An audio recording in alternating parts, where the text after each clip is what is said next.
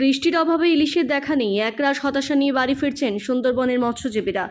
Ban পিরিয়ডের পর প্রায় 2 মাস পার হয়ে যাওয়ার পরও সরকারের নির্দেশ মেনে 14 জুন সুন্দরবনের বিভিন্ন প্রান্ত থেকে প্রায় 3000 ট্রলার ইলিশ মাছ ধরার উদ্দেশ্যে সমুদ্রে পাড়ি দেয়।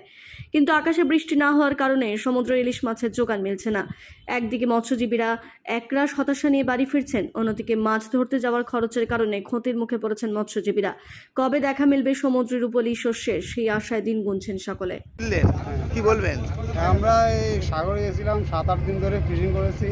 ফিশিং করার পরে কোনো মাছ টাছে নেই, এখনও সেরকম হাওয়া বাতায় জটটুকার নেই বলে ইলিশ মাছও আসেনি। সে আমরা 5 লাখ টাকা খরচা করি ট্রিপে আমরা বঙ্গোপসাগর সাগরে গেছি মাছ ধরতে। এখন আমরা সেই পাওয়ার পর মাছ আর পাইনি, আমাদের পুরো ট্রিপটাই লস। জটটুকানের বাইরে খেয়ে আমরা সাধারণ সীমিত করা মাছ নিয়ে ঘাটে ফিরেছি। আমি 8-9 দিন পেয়ে গেছি, 8-9 দিন। 1 তারিখে পেয়েছি। আজকে ফিরলেন? হ্যাঁ, বাংলা 1 তারিখে লস হয়েছে বলছে, তাই তো? হ্যাঁ। পেয়েছেন? ইলিশ মাছ হয়নি, ওই টলির জালে ছোটোখাটো মাছ, কোনো রকম বোলা টোলা এগুলো, চিংড়ি মিংড়ি। আচ্ছা, আপনার নাম? আমার নাম পরান দাস। কোন বোর্ডের মাঝে? আমাদের সরস্বতী বোর্ড। বাড়ি কোথাও না? আমার এই কাকদ্বীপ। ওয়েদারে বাতাস প্রচণ্ড, হুম ট্রলারে প্রচণ্ড, মানে দাঁড়ানো যাচ্ছে না, এত রোলিং। হুম ইলিশ ভালো হচ্ছে না। হুম বৃষ্টি হলে ভালো ইলিশ হবে, এরকম আমরা আশায় আছি সবাই। বৃষ্টি না হওয়ার জন্য এরকম সমস্যা। এই আষাঢ় মাসে 1 তারিখ থেকে শুরু হয়েছে, আজকের এই 3 দিন হলো সব চলছে। কারো ইলিশ হয়নি, পর্যায়ী মাছ, মানে তবু চিংড়ি, ভোলা, আমুদি, লোটে মাছ পড়ছে? শিমুল, এইসব বিভিন্ন রকম লোটে মাছ পড়ছে? ইলিশ মাছ বাদ দিয়ে সব রকম মাছ আসছে না। ক্ষতি এখন ক্ষতি হবে, ইলিশ না হলে ট্রলার লাগানোর সমস্যা। আচ্ছা, বৃষ্টির কি সম্ভাবনা শুনছেন আপনি? তো শুনছি আবহাওয়া খবর বলছে 2-1 দিনের ভিতরে বৃষ্টি যাবে। সঙ্গে সঙ্গে আবার মাছ সঙ্গে ব্যাক করবে? লোড হয়ে সঙ্গে সঙ্গে তেল লোড হয়ে আবার বাজার করে চলে যাবে। আপনার নাম? আমার নাম নবীন জানা। কারণ একটাই, পর্যাপ্ত বর্ষা নেই, প্রচণ্ড গরম।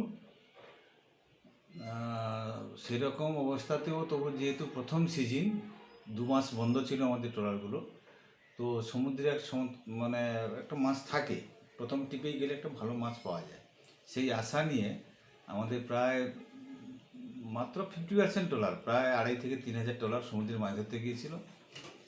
তো গিয়ে 2-3 দিন পরে ট্রলারগুলো সব ফিরে চলে এসেছে। তার কারণ হচ্ছে উত্তাল সমুদ্র, যদিও কোনো রকম আমাদের নিষেধাজ্ঞা নেই, উত্তাল সমুদ্র, সেখানে হচ্ছে ফিশিং করতেও পারছে না, আর সমুদ্রে কোনো মাছই নেই, যার জন্য হচ্ছে তারা তো আর লস করে সমুদ্রে আর ট্রলার মানে জাল বাইচ করতে পারে না, তাদের প্রচুর টাকা খরচ হয়। তো ওই জন্য সমস্ত ট্রলারগুলো সব উপকূলে চলে এসছে। বলতে গেলে প্রথম টিপে তাদের যা খরচ হয়েছিল, সেই খরচের টাকা তুলতে পারেনি, প্রচুর টাকা আবার দেনা হয়ে গেছে।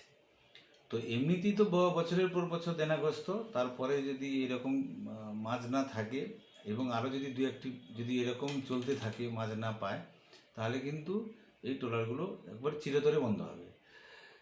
কিছু ট্রলারে মাছ পেয়েছে যেগুলো আমরা ট্রলি বলি, সেই ট্রলিগুলো যারা ট্রলনেট করে সেখানে কিছু পমপ্লেট বা অন্যান্য কিছু মাছ পেয়েছে, সেগুলো কিছু ট্রলি সেগুলো তারা হচ্ছে খরচটাকে তুলে এনেছে।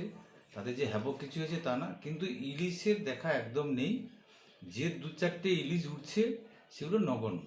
একটা ট্রলারে যদি 10 পিস, 5 পিস, 15 পিস ইলিশ ওঠে, সেটা তো বলতে গেলে ধরতির মধ্যে পড়ে না। এই সময় তো হওয়া উচিত ছিল 20 মন, 30 মন, 40 মন করে মাছ হওয়া উচিত ছিল। সেই তুলনায় ইলিশ নেই? না, সে তুলনায় একদম ইলিশ নেই। তো এরকম যদি চলতে থাকে, কিন্তু 2-3 টিপ যদি চলতে থাকে, ট্রলারগুলোই চিরতরে বন্ধ হয়ে যাবে। আপনার নাম? বিজন মাইতি, সম্পাদক, কাকদ্বীপ ফিশারম্যান ওয়েলফেয়ার অ্যাসোসিয়েশন।